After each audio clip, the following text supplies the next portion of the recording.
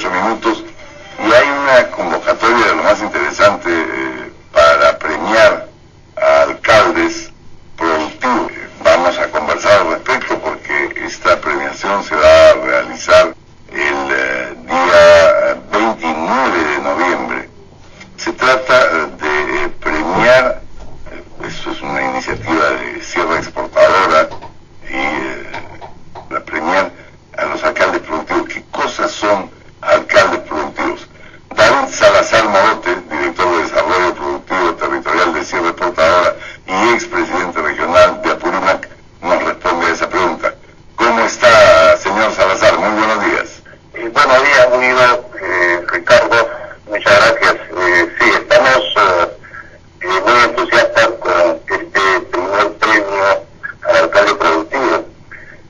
Sierra Exportadora se preguntó cómo promover el desarrollo económico andino eficientemente, considerando la difícil geografía de nuestra sierra, la necesidad de recursos y la idiosincrasia de sus productores. Pues esa respuesta fue simple a través de los municipios.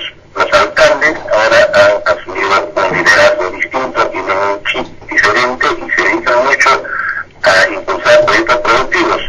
Y es en razón a esta competencia que ahora se viene incrementando con recursos de inversión que Sierra Exportadora conjuntamente con la Presidencia y Consejo de Ministros ha impulsado este primer premio al alcalde productivo que se realiza el 29 de noviembre acá en la ciudad de Lima. Bueno, pero son varias categorías las que se van a premiar, ¿no es cierto?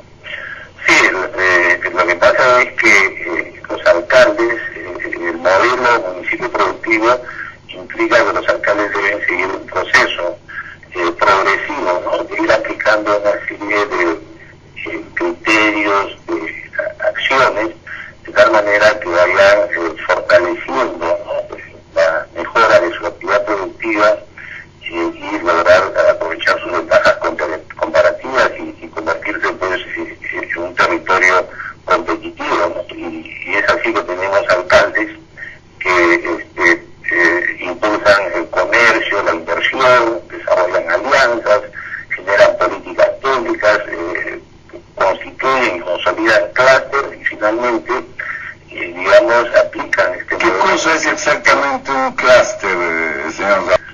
Tenemos actividades que ya se van constituyendo dentro de una cadena de valor en la cual están integrados los diferentes actores, no solamente los productores, ya viene procesos de valor agregado, hay una consolidación de todos los servicios, ya sean de asistencia técnica, financiamiento, todo el proceso de comercialización y exportación de productos en general, es toda la cadena de valor que nos permite decir que ya hay una actividad que se ha consolidado pues y que está siendo cada vez mucho más competitiva, considerando la, digamos, necesidad de ser competitivos a nivel mundial, ¿no? Por ejemplo, tenemos un clúster de palta que estamos impulsando dentro del corredor sur desde Cusco, Apurímac, Ayacucho y Huancavelica, ¿no? Muy bien. Ahora, señor Salazar, para ir concluyendo, ¿qué implica el premio? Es decir, además del reconocimiento, alguna facilidad para el alcalde, para el municipio, y nos puede adelantar algún... Bueno, en primer lugar, yo creo que hay dos cosas que son importantes, ¿no? Yo creo que hay un nuevo modelo de liderazgo entre los alcaldes provinciales y distritales. Se han presentado 604 alcaldes, más del 32% de los alcaldes, 315 han sido nominados y hay 209 alcaldes que tienen logros concretos. De estos 209 alcaldes van a ser 25 finalistas que van a ser reconocidos el día 29. Y otro tema que me parece importante que implica este premio es que se ha desarrollado un indicador de la calidad de gestión pública en temas de desarrollo productivo. Yo considero que este indicador es fundamental porque vamos a poder estar cada año viendo cómo los municipios contribuyen e impulsan la actividad productiva en sus territorios. Respecto a los ganadores, esto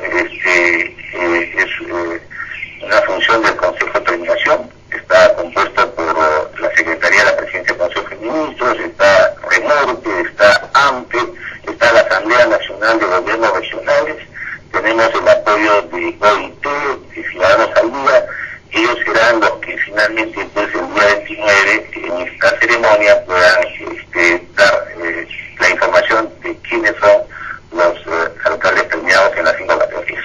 Muy bien, señor Salazar, muchas gracias por habernos atendido y habrá que esperar el viernes 29, apagamos las